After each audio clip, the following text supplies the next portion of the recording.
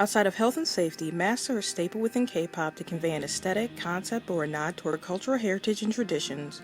But at one point, a member of a well-known idol group turned to wearing a mask to conceal his identity for legal reasons. Welcome to Weekly Weird K-pop. I don't want to live on this planet anymore. Everything about I don't even rap. So what is this? K-pop.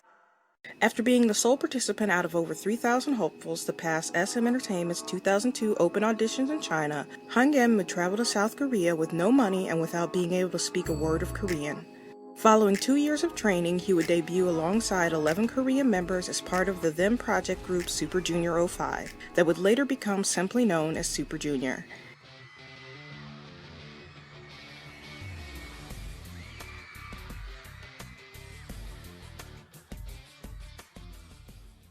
Han Geng became the first Chinese person to officially debut in South Korea, and he, with the 12 members of Super Junior 05, saw great success straight out of the gate and gained a lot of popularity.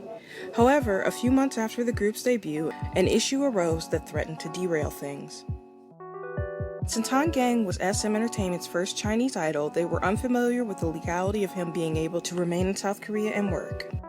Prior to his debut, Han entered Korea with a tourist visa that allowed him to stay in the country for 3 months at a time before needing to return to China to have it renewed. Following his debut, SM obtained an E6 entertainment industry passport that allowed Han to stay in Korea for longer periods of time. However, having a Chinese passport heavily limited his promotional activities and appearances.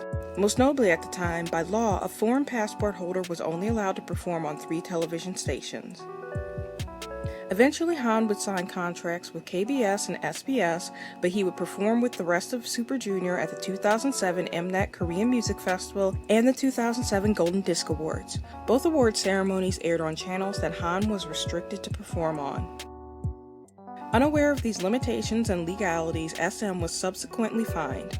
It was also at this time that Han Geng found out his visa was wrong and that he was no longer allowed to perform until his visa issues had been resolved, further being informed that he would be fined as well and possibly even kicked out of South Korea if he performed on television. It appeared, at least for the time being, Super Junior would have to continue on without Han Geng. He was very upset by this and felt as if he was letting his team down. Wanting to remain by his members' sides and continue to stand with them on stage, Han suggested wearing a mask to conceal his identity. Furthermore, he would wear a hat just in case he was recognized by his hair. During this era, Han was often hidden away in the back for most performances, and his lines had to be lip-synced by other members. Since he was not represented as a member of Super Junior at this time, the general public believed he was just a backup dancer. This all began to take its toll on Han. He admitted that he was in a deep pain at this time, stating in one interview, "When I was wearing the mask, I felt so aggrieved. Why couldn't I be treated the same as a local singer?" The other members of Super Junior tried to comfort him, but this was to no avail. Finally, having had enough of Han Geng's tears, Hee-chol, whom Han was very close with, took it upon himself to push Han to the front of the stage at the end of one of Super Junior's performances. Han Geng hurried to hide, but Hee-chol pulled him back, removing his mask and telling him not to worry, stating he should perform bravely. After 3 long months, Han Geng danced on stage without his mask for the remainder of the concert. The 3-channel law would be discontinued in 2008. In an interesting turn, recently a page on the official Lost Media Wiki has been created to find photos or videos of Han's unmasking. Currently, no screenshots or clips of Hee-chol removing Han Geng's mask have ever appeared online. It's believed those who attended the live performance were the only ones to see this incident take place. The wiki page is currently listed as needing work due to lack of references, but hopefully with more awareness, the footage will be found if it does indeed exist. Han Geng would go on to become the leader of Super Junior M in 2008 before filing to terminate his contract with SM Entertainment in 2009.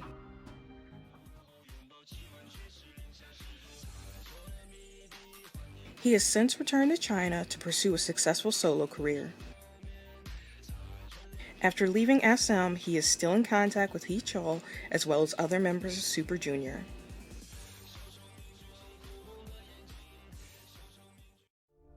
When I started working on this video, I couldn't help but be reminded of another group with a masked member. However, this was more intentional. Debuting with the digital single Face Off on May 20th, 2015, boy group A6P immediately set out to demonstrate a level of professionalism and showmanship beyond their rookie status. The newer of A6P. Just can't think about anything but you. In the music video, all of the members begin with masks covering their faces and reveal their identities one by one, except for the final member.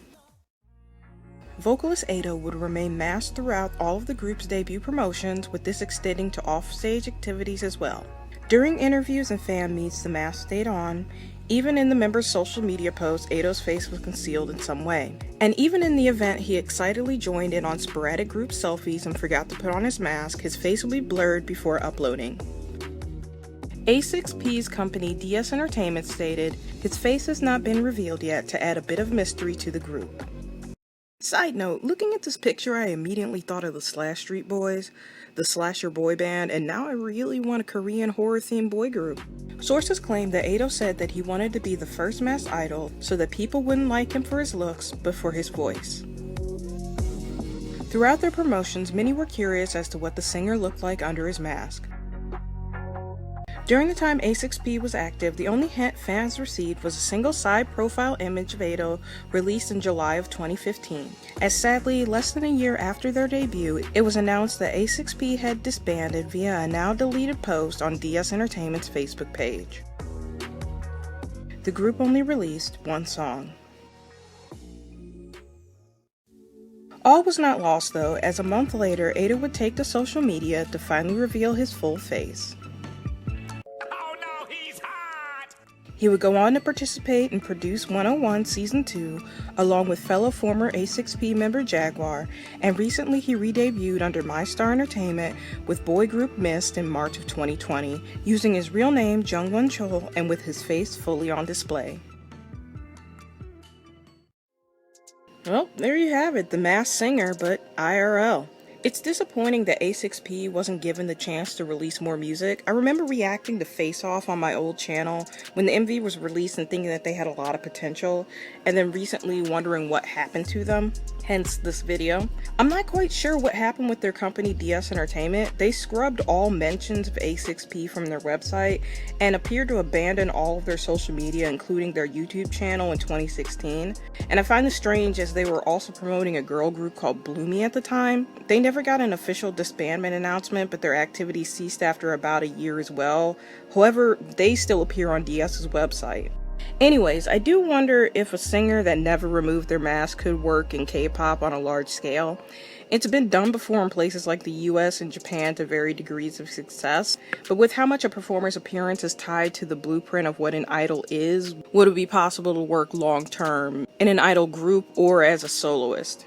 I mean, we're talking about an industry where visual is an actual position in most groups. Let me know down in the comments what you thought about both of these stories. Were you a fan of Super Junior in the early days? And if so, do you remember Han Geng's mask days? As far as the lost media angle goes, do you think there is footage of him being unmasked that actually exists out there somewhere? And do you think it'll ever actually be found and uploaded? Also, side note, as I was working on this video, I watched a lot of old Super Junior performances, and Chol has not aged a day. I'm convinced that this man is a vampire. If you enjoyed this video, you might like my other video about the SM boy group that released K-pop's first nude photo book, or my video about the 20-year-old idol that was actually 30 at the time of her debut. Before you go, please give this video a like and subscribe with notifications turned on so you don't miss my next video. I've been Lisa, your cursed K-pop historian, and I'll see you in the next one. Stay weird.